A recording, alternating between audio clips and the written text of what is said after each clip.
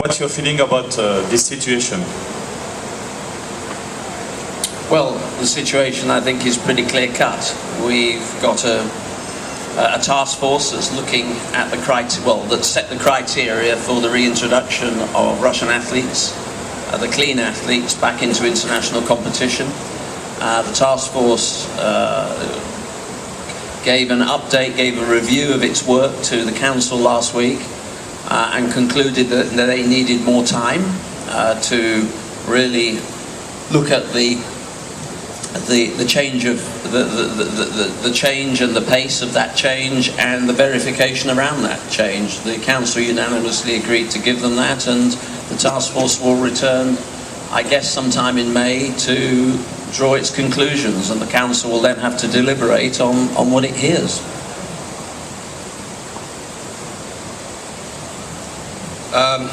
Maybe I'll speak for all athletes. If you want to take the mic, then go ahead, but I'm not going to comment on it.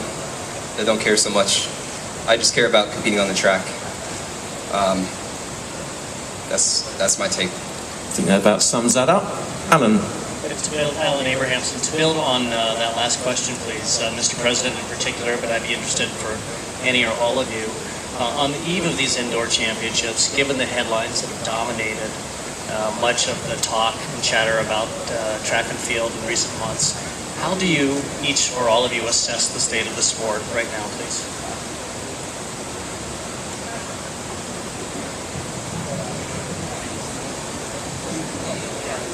Who would you like to answer, Alan? Sorry, our sport is still strong.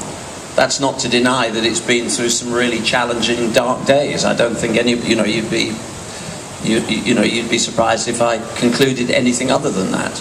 But the ticket sales here have been very, very strong. Our indoor programs during the winter months have been extremely strong. The crowds have been loyal and supportive of the sport.